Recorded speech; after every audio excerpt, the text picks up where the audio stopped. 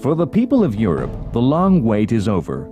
The tension, the fear, the anxiety of a decade has lifted. The pace of history had accelerated in the last year, taking the continent on a roller coaster ride of emotions.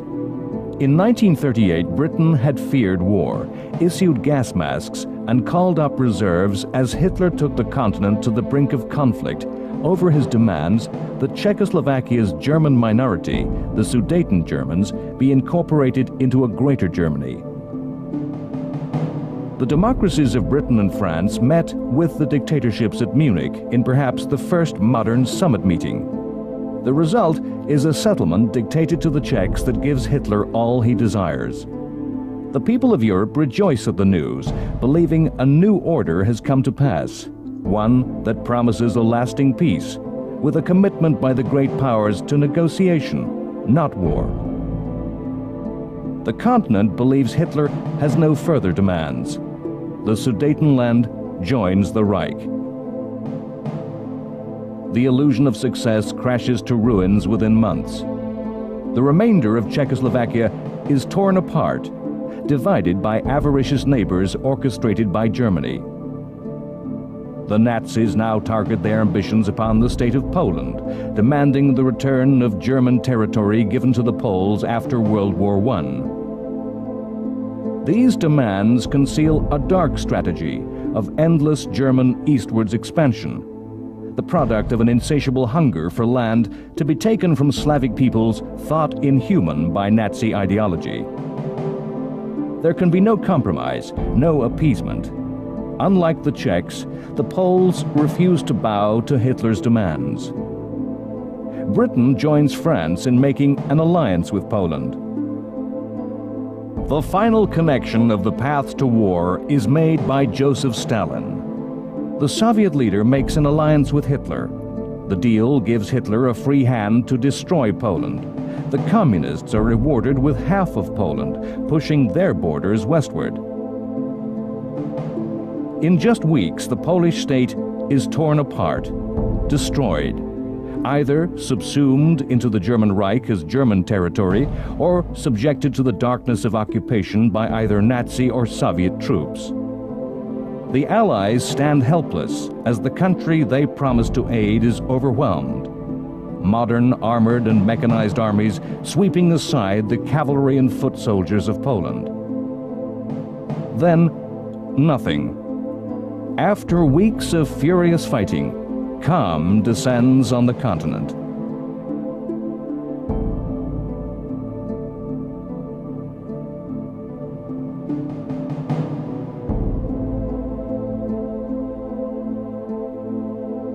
The time that followed the destruction of Poland in just 5 weeks of frenetic activity came to be called the Phony War, the war that wasn't really happening. Now imagine me in the Maginot Line, sitting on the mine in the Maginot Line. Now it's turned out nice again, the army life is fine. The phrase was coined in the United States. Britain talked about the Boer War and the Twilight War. The French talked of La Drôle de Guerre. In Germany, they called it the Sitzkrieg. France and Britain demonstrated their decision to end appeasement and honored their decisions to aid Poland. But the democracies did little to actually help Poland in any material way. They did little that could indirectly help the Poles by distracting or diverting Hitler's attention.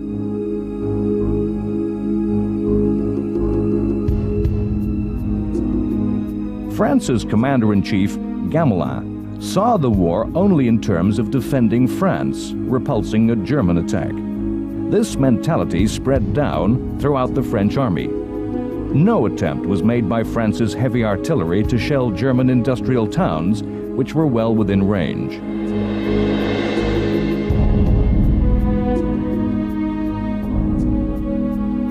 Small probing attacks were made into Germany. When the French reached the Siegfried Line, fortifications which were the German equivalent of France's Maginot Line, they stopped. The inactivity, the passive waiting, sapped the moral strength and the will of the French army, demoralizing the many thousands of reservists summoned away from their civilian lives. Britain proved equally reluctant to engage the Germans. Britain, in particular, was seized by fear of air raids. A proposal by the RAF to set alight the Black Forest was rejected, the bombing of German arms factories forbidden as an attack on private property. A proposal by Churchill to mine Germany's rivers, important arteries to the economy of the Reich, was rejected by both Britain and France on the grounds that reprisals might be provoked.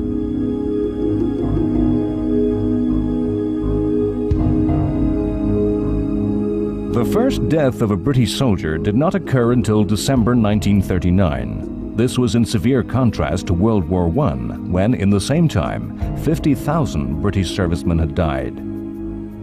It's no surprise that the war seemed phony.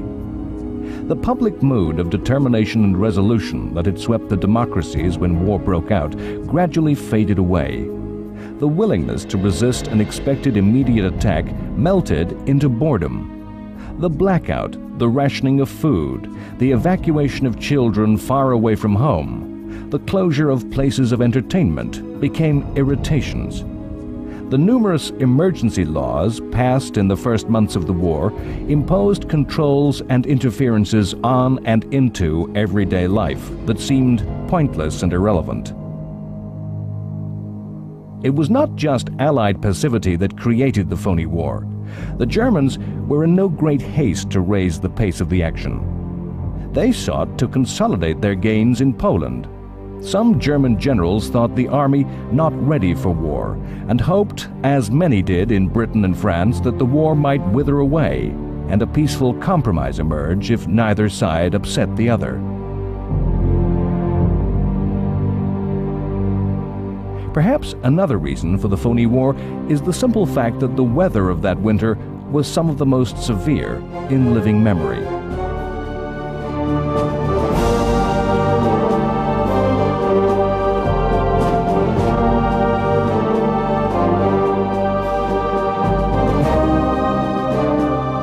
It was only upon the oceans did the war seem real, not phony. Germany's naval strategy was to attack enemy ships wherever possible, using both surface raiders and U-boats. In the very last weeks of the peace, numerous surface ships had slipped out of German ports and disappeared into the expanse of the ocean. The entire U-boat fleet put out to sea and took up position in the Atlantic.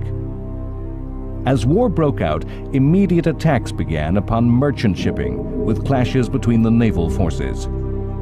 The anchorage of Scapa Flow in Britain's far northern Orkney Islands was used as a forward base by the British fleet in attempting to seal the North Sea. On the night of October 13th, a German U-boat daringly entered the anchorage and torpedoed the huge British battleship Royal Oak, which capsized with the loss of 833 British sailors.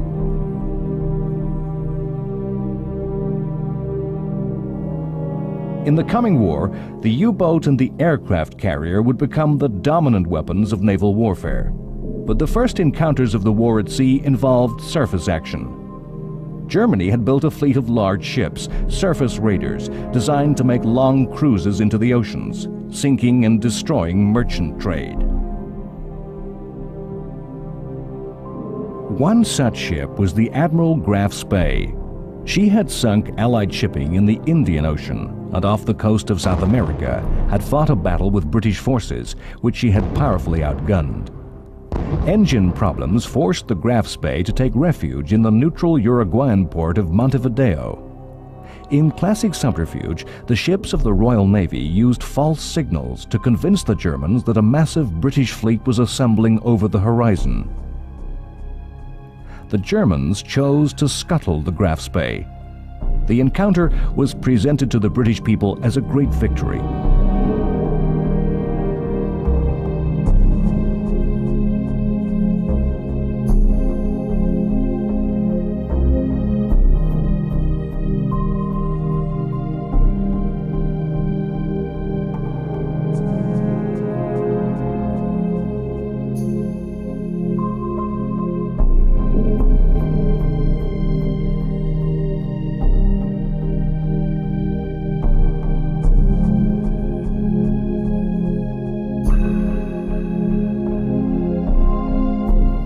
Graf Spee had taken many British prisoners and transferred these to her supply ship, the Altmark.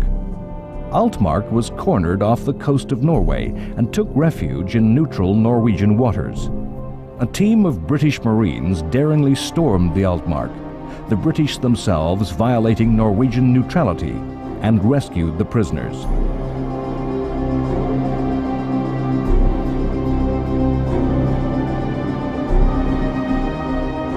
Britain had learned some of the lessons of World War I and immediately introduced convoys against U-boat attack, resources restricting the extent to which escorts could be provided. Churchill, as Britain's First Lord of the Admiralty in charge of Britain's Navy, showed the wild, maverick side of his nature, insisting that defense measures were not enough, and demanded search and destroy patrols be launched against submarines. This was against all advice that this was proven to be a poor way to deal with U-boats. Churchill rejected the advice of the admirals. The result was that the British aircraft carrier the Courageous was sunk, and another badly damaged.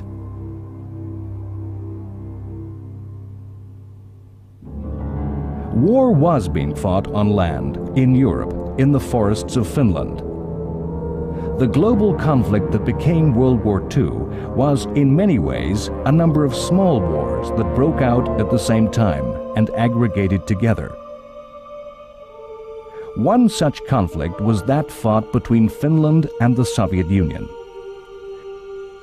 The fighting that broke out at the end of November 1939 was the direct outcome of the Nazi-Soviet pact, in which Stalin demanded Finland become part of Russia's sphere of influence. The fighting was a result of Finland's rejection of Stalin's demands that their shared frontier be moved further into Finland and that Finnish islands be given to the Soviet Union. The Russians feared invasion and wanted to push their borders further west as they had done in Poland. Stalin was prepared to offer compromise, but the Finns saw the USSR as an implacable enemy and believed that concession would only bring further Soviet demands. Russian forces attacked across the whole length of the border. The Soviet Union mounted a full invasion of Finland. The Russian soldiers were told that Finnish workers would rise to welcome them as liberators from capitalism. The Finnish army was small and poorly equipped in nearly every aspect. However, its troops had been intensively trained to operate in their native forest terrain, to operate in the dense woods of summer and the depths of winter snows. What's more, the Finnish soldiers were motivated by a fierce and determined patriotism. The Russians outnumbered the Finns by more than 150%. Their imagined easy advance ended in stalemate. The Finns absorbed and repulsed repeated attacks, and the Russian superiority in air forces was negated by the short Arctic winter day and poor weather. The Russian tanks were negated by a simple, improvised weapon, the Molotov cocktail, a bottle filled with gasoline and tar, which was thrown into tank engines, setting them on fire. The communist tactics were naive, separating their tanks from their infantry. The Russian armor was hunted down amongst the forests by Finnish infantry on skis. The Russians attempted to swamp the Finns by weight of numbers, using crude human wave mass attacks. The result was massacre by machine gun fire. Throughout the Finnish War and the early stages of the eventual conflict with Nazi Germany, Soviet forces would be severely weakened by the butchery of Soviet high command in Stalin's purges. The communist dictator destroyed the leadership of his army through a paranoid fear of plots and planned coup d'etat. Incredibly, the Russian forces had no white winter camouflage or winter survival skills and simply froze to death through the absence of winter clothing.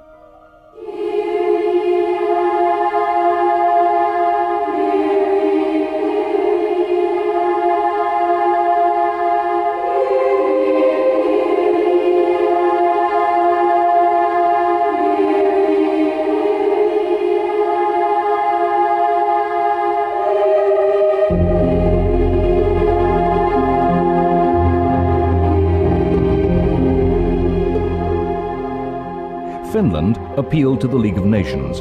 In its last major intervention in world affairs, the League proved as impotent as ever to prevent the war. The USSR was expelled from the League, and all member states urged to support the Finns.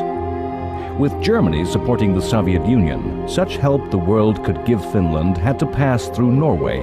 So tortuous was this route, the Finns had to fight alone and unaided. As 1939 passed into 1940, the Finns turned to the counterattack and won a series of stunning victories against the Soviets. Whole divisions of communist infantry surrendered, and vast numbers of heavy weapons were captured and turned on the Russians.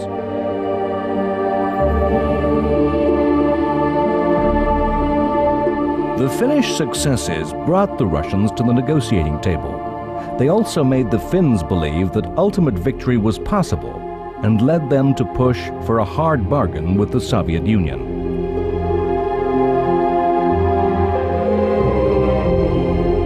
These tactical successes were a distracting illusion from the true strategic position, that Finland would, in the long run, be crushed by the sheer weight of her larger neighbor. Finland was falsely encouraged by a British and French plan to aid Finland. In reality, this was a plan to seize neighboring neutral Sweden's iron ore deposits. The Finns judged that it was not a serious offer that Britain and France would really carry through. In the time being, as the negotiations persisted, the Soviet army reorganized and mounted new heavier attacks. The Finnish army could take no more, and in the end crumbled. Early in March 1940, the Finns signed an armistice with the Soviets in Moscow. The USSR could have pushed on to total victory and occupied the whole of Finland, installing a puppet communist government, yet they did not. They accepted territory, more than they originally demanded, but still leaving Finland's democratic institutions and the bulk of her territory intact. It may be that the Soviet Union wished to avoid war with Britain and France, and wished for freedom to negotiate in the new Europe. In fighting Finland, the Soviet Union lost more than 200,000 men to the Finns' 25,000. The Red Army lost credibility, and its final success was ignored by the world. The war drove Finland, a democratic nation, a natural ally of Britain and France, into the arms of Hitler. As soon as the peace between Russia and Finland was concluded, secret approaches were made by the Nazis, who saw Finland to be an ally in the coming final conflict, a war of destiny to destroy Soviet communism. Germany supplied Finland with new modern equipment, and the Finns rebuilt a modern army and planned for revenge against Russia.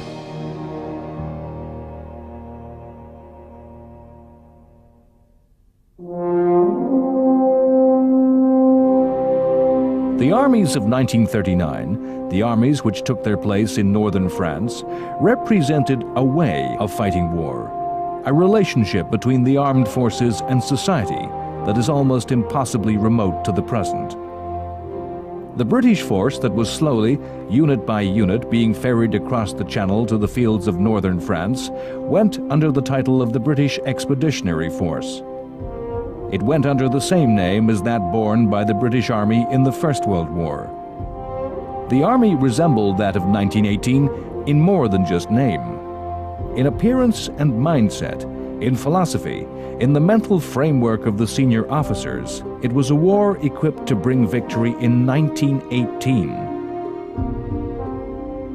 It is a fact of military history that victorious armies prepare for their next war by anticipating an exact replica of the past. One of the first acts of the army was to prepare trench lines, constructing the defensive positions which had dominated the fighting 20 years before. Initially, in the month following the outbreak of war, the BEF comprised of little more than 150,000 men. It was placed along the Belgian border between two French armies and under the overall command of French generals.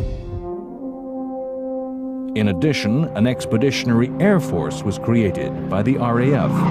This had just under 10,000 men, with 12 squadrons of aircraft. This BEF was modern in that it was motorized. Its troops traveled on trucks, not marched on their feet. Its heavy artillery, the big guns, weren't towed by horses.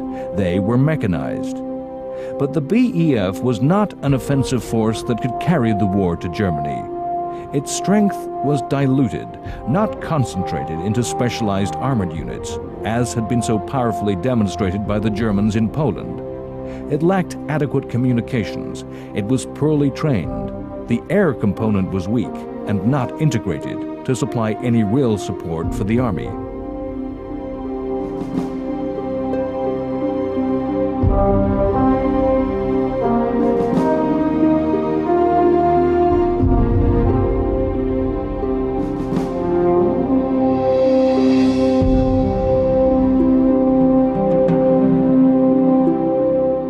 Through the winter, the BEF dug trenches, caught up on training, and waited to see what would happen. In the spring of 1940, the BEF was supplemented by territorial units, reserves of part-time soldiers. Its strength then began to approach 400,000, but nearly half of these troops were little more than labor, had little military value, and almost no equipment.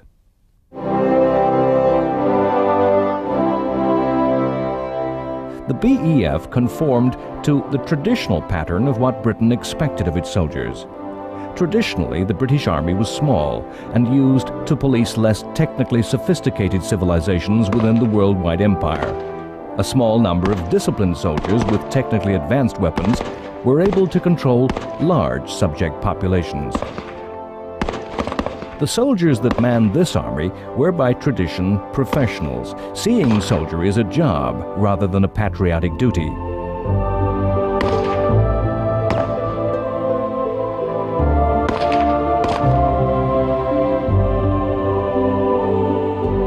Tanks had been one of the most startling innovations of the First World War. They had developed from agricultural tractors as armored vehicles to cross the morass of no man's land into the hail of machine gun fire that had made conventional charges by infantry with bayonet and by cavalry with sword or lance bloody killing grounds. Tanks had played significant roles in the great victories of the British in 1918. But amidst the confusion of the war, to read the true potential of the weapon required a leap of imagination that was made difficult by the Allied victory.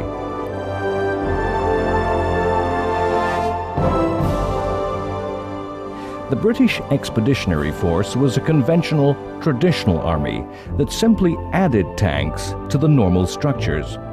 The thinking that guided the BEF was the product of severe debate between the wars on what a tank could do. Those who argued for all armored formations as adopted by Germany were sidelined and defeated.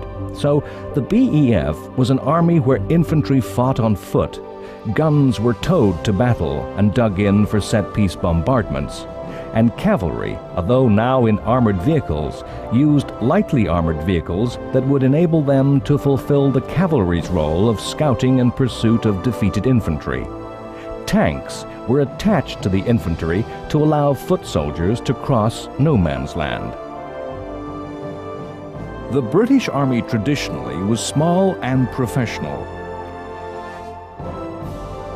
France had a different relationship between soldier and state.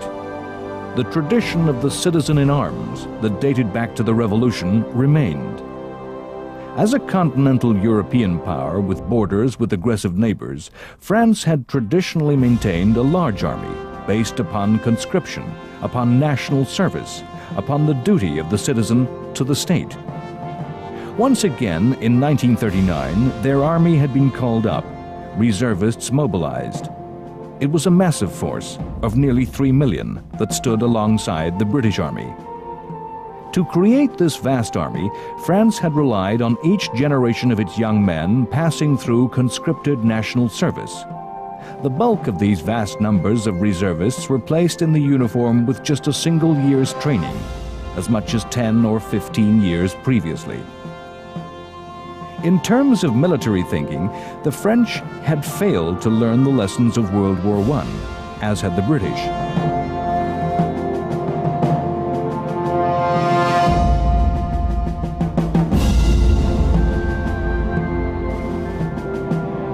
French tanks were over 3,000 in number, the equal of those in the German army, and were technically high in quality. But they were designated to accompany infantry, not to act as an independent strike force. The army as a whole was poorly equipped. France was unable to bear the economic cost of supplying such a huge force with mechanized transport. Most of France's guns were towed by horses. There were still horse cavalry regiments. The infantry marched on foot into battle. Orders were sent by messenger, not by radio or field telephone. The nation which went to war was, however, confident of victory. Opinion polls of the citizens that were soon to wear uniforms showed that 75% of France supported military action against Hitler over Poland. Generals have always stressed the need for focused goals. In this, the French army was devoid of inspiration. Its only goal was to resist. France's army thought the lesson of World War I was that the defense held the upper hand in combat, that the machine gun, in entrenched positions, could defend against battalions. This had been the hard-learnt lesson of France's Western Front. For the French soldiers defending their country's western borders, the defining moment in the history of World War I had been the Battle of Verdun, a complex of forts on the Western Front that had been resolutely defended to the death, with hundreds of thousands of casualties on both sides. France saw the path to victory in 1939 as making their whole country into a new Verdun, against which Germany could be provoked to attack. Attacks which would break against the fortress walls so decisively that German strength would be destroyed. This tactic produced the Maginot Line of forts, a fantastic complex of defenses.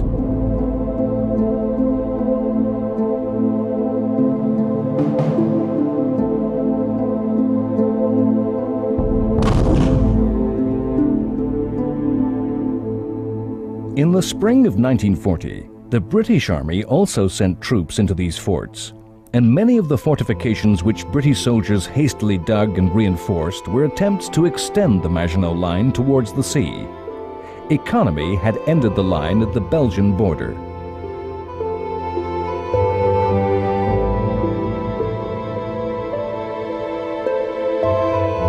Britain and France were both centers of large worldwide empires, and often the soldiers both countries deployed were troops from those empires. Indian troops were to be seen in the fields of France as part of the British Army. France deployed many troops from its Army of Africa. Some of the forces that were being assembled against Germany were Poles who had undertaken incredible journeys, escaping via Hungary, Bulgaria, Turkey, and the Middle East to somehow link up once more with their British and French allies.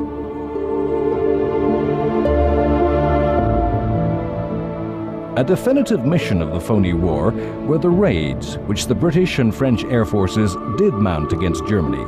These were raids of leaflets.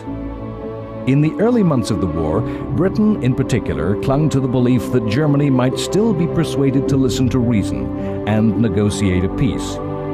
For several months, the Royal Air Force scattered leaflets all over Western Germany, setting out a logical, reasoned case against Nazi expansion into Europe. There appears to have been no effect on public opinion in the Third Reich. The only value of the raids was in training crews in navigation over Germany at night. Neither German, British, nor French air forces sought combat during the Phoney War. Attacks were made on shipping, and photographic reconnaissance was made.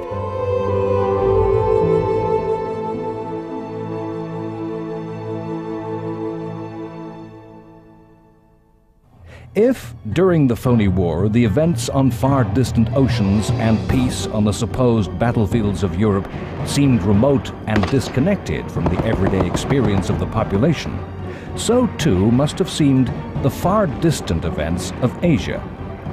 Few Europeans may have given much thought to the vicious war that was being fought in China by the army of the Empire of Japan. Little did the people of Europe envisage that the war in Asia would link together with the fighting in Europe. Japan was fighting to occupy and control the resources of China, a vast but weak and chaotic country.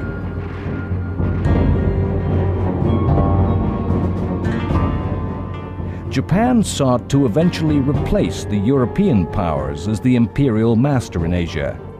European colonies, such as Hong Kong, strengthened their defenses, fearing the war might spread across from China.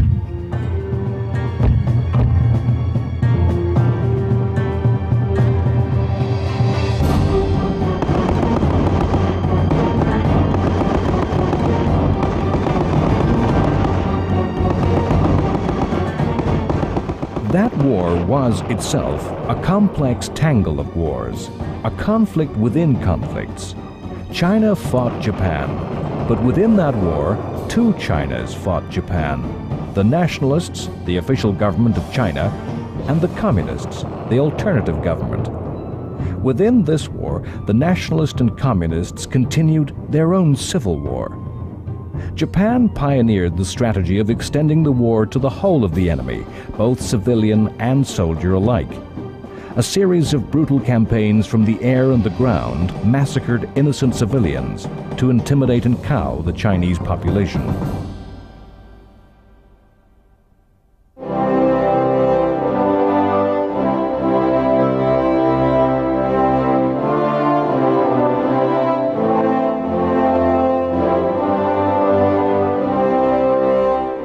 On March 7, 1940, the Queen Elizabeth, then the largest passenger liner in the world, completed its maiden voyage, docking in New York. The liner had dashed across the Atlantic at top speed. The voyage was kept a total secret. The ship had traveled alone, without escort, relying on her high top speed to outrun any possible attack by Germany's U-boats. She was sent to New York to complete fitting out and escape attack by air raids. The enormous size of the liner and her high speed made her as potent a weapon of war as any battleship, delivering the resources of war in vast quantities.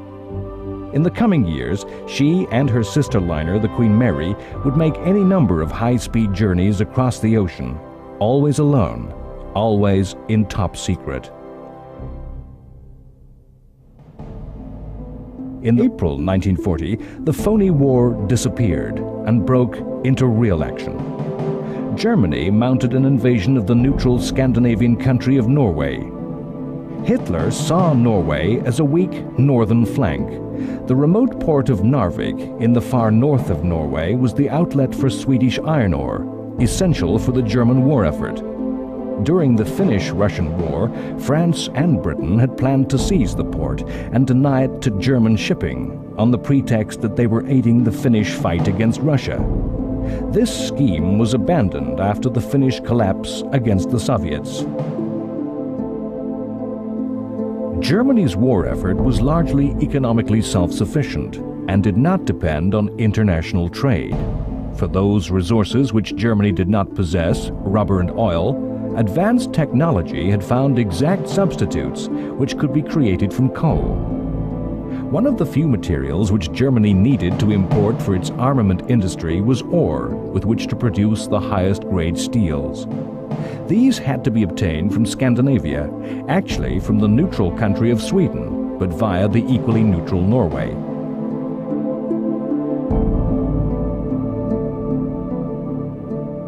Britain's war of resources was dependent on free Atlantic sea trade.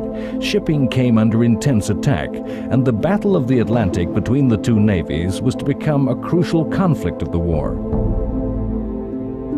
For Germany's navy, the key problem was access to the open sea. Germany's coastline was short and easily closed off by the opposing British. The German navy had already put to sea before the war had broken out. Now, as the conflict extended, the key resource for the German Navy was to gain further coastline from which to base U-boats and surface raiders. The coast of Norway, with its fjords and deep inlets, provided a series of harbors and bases to the Germans that would enable them to threaten merchant shipping and evade the efforts of the Royal Navy to counterattack. Norway and Sweden were countries walking the tightrope of neutrality. In a war which depended on internationally traded materials, it would be increasingly difficult to remain neutral and have neutrality respected. If Germany violated Norwegian neutrality, so did Britain and France.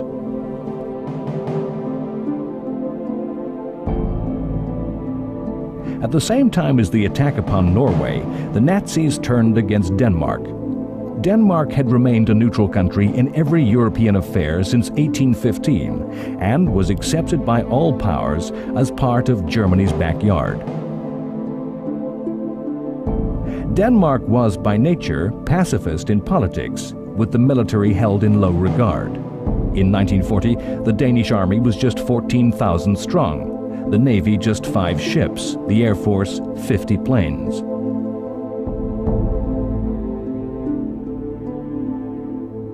The invasion of Denmark began at 4:15 a.m. on the morning of April 9th. The Danish government capitulated just 1 hour and 45 minutes later. Denmark was attacked because it was in the way, an innocent bystander in the path of the attack upon Norway. All the countries that were to come under occupation in the war had to choose how to deal with their conqueror. Denmark chose the path of least resistance. As a result of the capitulation, the Danish government retained power over Denmark's internal affairs. The price was what some call collaboration. Yet it was a policy supported by elections. For the Danish population, it was a recipe for survival. Norway had hoped to remain neutral. Although a country comparable in size to Denmark, its armed forces were stronger, and the country was to provide a stronger resistance to the Nazis. Norway had its own Nazi party, and its leader Vidkun Quisling was installed by the Germans as president of the occupied Norway. His name was to become synonymous with treachery and collaboration as he tried to impose a Nazi system on his country. As the Germans mounted their invasion, their troops embarked, their aircraft and ships fueled and armed. They were taking part in a carefully planned operation to grab resources needed to further fight the war. History conceals from us the confusion endured by both sides in 1940. If there is a lesson of military history, it's the way in which the most extensively planned operations simply do not turn out as planned. The fighting in Norway became caught up in just such confusion. As the German forces sailed up the coast, they encountered British forces, not a defense. They were involved in an offensive operation of their own. There had been intensive pressure in Britain to end the phony war, to do something. Britain and France had decided, unbeknownst to Germany, to lay mines in Norway's coastal waters. The aim was to force German shipping out from Norway's neutral waters into the open sea, where they could become victim to British destroyers and submarines. The mining operation ran into the German invasion. Hastily, the British revived the plan to occupy Norway. It was planned badly, poorly controlled, and from the first to last, an operation conducted in a climate of confusion. The action started badly. Units embarked on ships, got off their ships, were ordered back aboard, leaving behind their heavy artillery. An amphibious operation, it was planned by admirals and generals who so jealously kept their independence, they traveled on separate ships. The fighting was to be amongst the subarctic mountains and fjords of Norway, yet ordinary British infantry was pitted in combat against special mountain troops of Germany. Troops were sent without anti-aircraft units, only to be subjected to bear constant Stuka attack. Despite some determined action by the Royal Navy, after having been initially caught off guard when British destroyers completely devastated a large force of German ships, the poorly equipped and organized British troops were pounded from the air and driven to constant retreat by the mountain troops, led by some of Germany's best generals.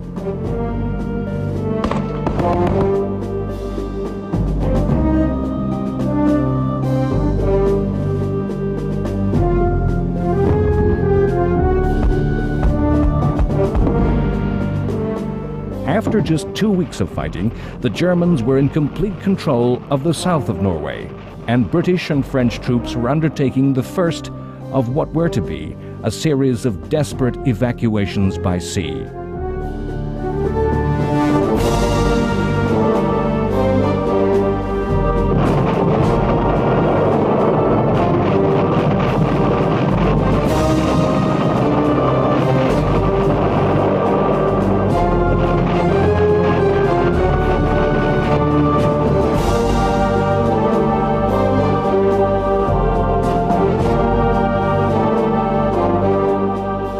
The initiative for this action came from Churchill and displayed Churchill's habit of proposing wild strategic adventures on the fringe of war at its very worst. It was a habit which had caused his downfall once before.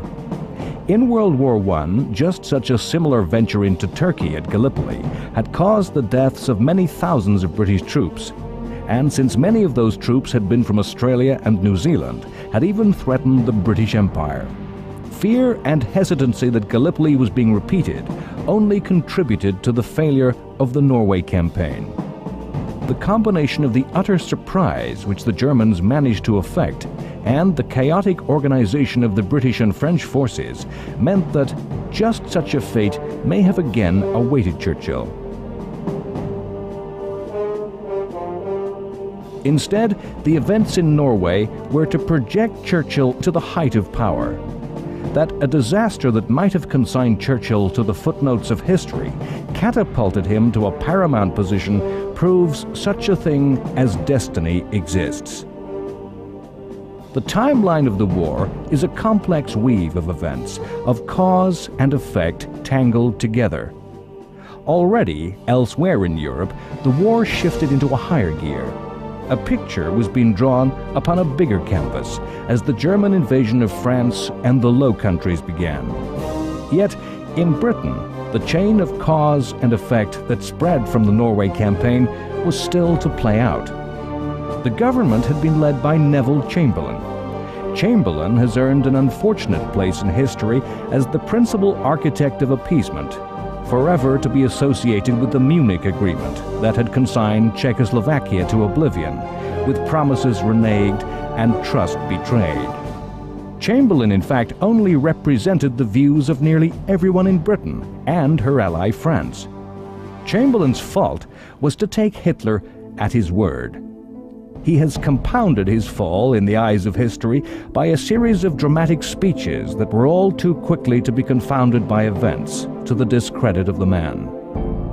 On his return from Munich, describing a meeting with Hitler where the dictator had made a vague agreement never to go to war with Britain, Chamberlain had waved a single sheet of paper and famously promised peace in our time.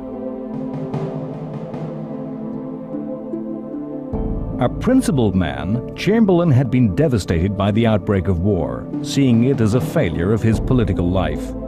The conduct of the war, its phony nature, was as much a product of Chamberlain's clinging to a desire that somehow a peace might be grabbed, even at that late stage. While Chamberlain led Britain, no bomb ever fell on German territory. After 6 months of the phony war, on April 6th, as the Germans were leading their invasion fleet for Norway, Chamberlain had made a speech where he famously declared, "Hitler has missed the bus." Chamberlain confidently predicted victory, arguing that Hitler had failed to act while Britain and France were still arming for war. Once again, Chamberlain's words were soon to be ridiculed by events as the war began for real. A debate in Britain's House of Commons was called to discuss the Norwegian campaign. The House met for 2 days in continuous session. Member after member rose to criticize Chamberlain. Aged war heroes came to the house in uniform and medals and stood in condemnation.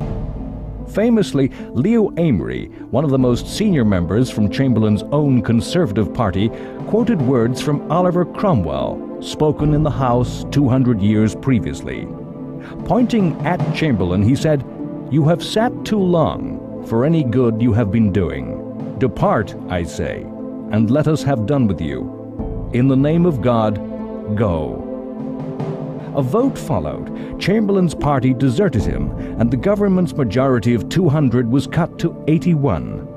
The result stunned Chamberlain, and, visibly shaken, he left the house with chants of "Go, go, go," resounding in the chamber. Chamberlain, in fact, did not relinquish power easily. He asked the opposition parties, principally the Labour Party, to join a coalition government. The Labour leader Attlee refused, saying Labour would only serve under a different Prime Minister. Chamberlain held a meeting with King George VI, Churchill, and the most senior minister Lord Halifax, who was Britain's Foreign Secretary. Halifax was the choice of those in government to succeed Chamberlain. The King asked Halifax to form a government. Halifax declined. Uncharacteristically, Churchill achieved his life's ambition by remaining silent. Churchill was chosen because of his dissociation from the politics of appeasement. He alone, of politicians outside the central establishment of British politics, had an arsenal of political and strategic creativity, coupled with instinctive, innate, and powerful talent for the game of war. He himself later remarked on his taking office, "I thought I knew a great deal about it all, and I was sure I should not fail." As he became British Prime Minister, Churchill regarded himself as fulfilling a personal destiny. Churchill's rise to power was the last act of a course of events started by the fighting in Scandinavia.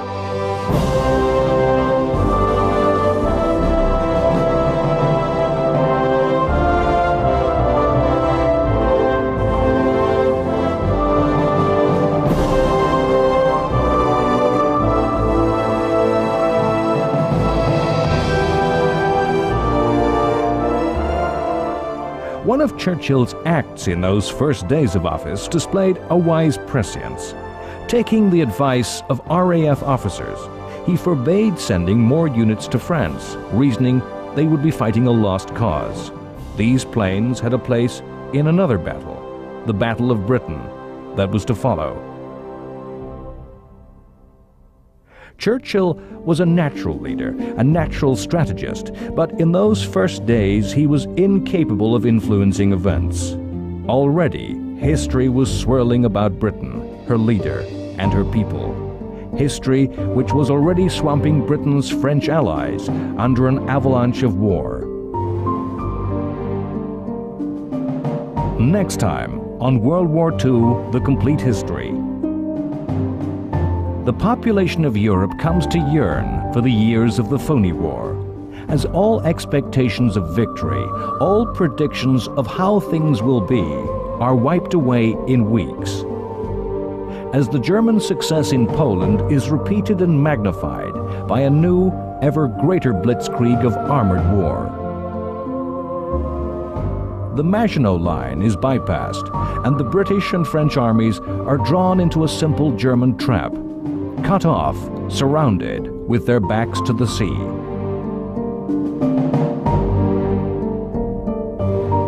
The British are evacuated by an armada of small boats. In the miracle of Dunkirk, the army is saved to fight again.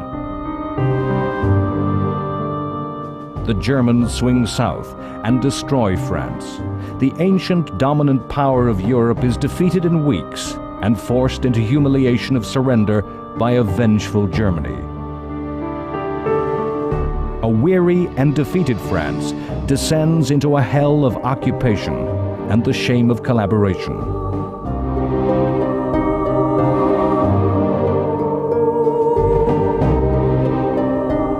Britain now stands in its direst hour, alone, weak, separated by only 20 miles of sea from her Nazi enemy.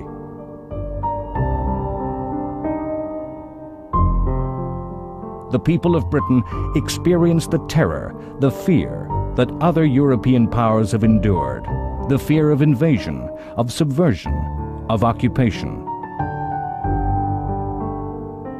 Invasion and attack is expected.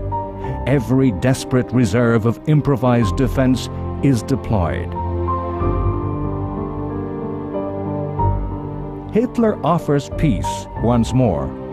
The reply from Churchill is of pure defiance. To fight on the beaches, to fight on the streets, to never surrender.